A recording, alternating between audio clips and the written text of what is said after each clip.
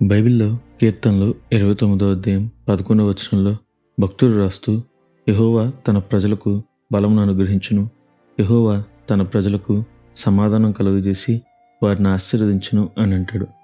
అవును, దేవుడు మన పక్షాన ఉంటే మన శత్రువు ఎంతటి బలశాలి అయినా, అతడు మనల్ని ఎంతగా గలిబిలికి గురి చేసినా దేవుడు తప్పక మనల్ని శత్రువు కంటే బలం గలవారుగా బలపరుస్తాడు, సమాధానాన్ని అనుగ్రహిస్తాడు. ఈరోజు బలహీనులుగా గలిబిలి మధ్య ఉన్నారా? అయితే వినండి, ఈరోజు దేవుడు మీతోనే మాట్లాడుతున్నాడు. మరి ఈ రోజును దేవుని వాక్య ధ్యానంతో ప్రారంభిద్దామా?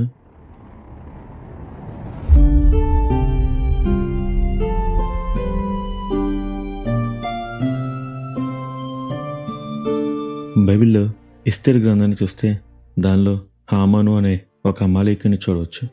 ఇతడు రాజుకు ప్రధాన అనుచరుడు, దానికి పైగా రాజునకు చేరువైన వారిలో అతి ముఖ్యుడు. అయితే ఒకసారి ఈ హామాను తనకున్న బలాన్ని బట్టి, గర్వాన్ని బట్టి ఇశ్రాయేలీయులను నాశనం చేద్దాం అని పన్నాగం పన్నాడు. రాజు ముద్రతోనే మరణశాసనం తయారు చేశాడు. బలహీనులైన బానిసలుగా ఉన్న యూదులకు ఈ వార్త గలిబిలి పుట్టించింది.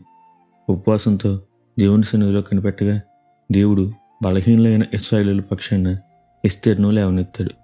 వారికి బలం అనుగ్రహించి మరణశాసనం రాసిన శత్రువునే మరణానికి అప్పగించి ఇశ్రాయేలీయులకు సమాధానాన్ని అనుగ్రహించాడు. నమ్ముతారా? ఈరోజు మీ శత్రువు ఎంతటి బలవంతుడైనా దేవుడు మీ పక్షాన ఉన్నాడు. ఆయన తన వారికి బలాన్ని, సమాధానాన్ని అనుగ్రహిస్తాడు. మరి దేవునిపై నమ్మకించి అద్భుతాలను పొందుకుంటారా? అట్టి గొప్ప ధన్యత దేవుడు మనందరికీ దయచేయునుగాక. నిత్యం ఘనత, మహిమ, ప్రభావములు యేసుక్రీస్తు నామమునకే కలుగునుగాక. ఆమెన్. హల్లెలూయా.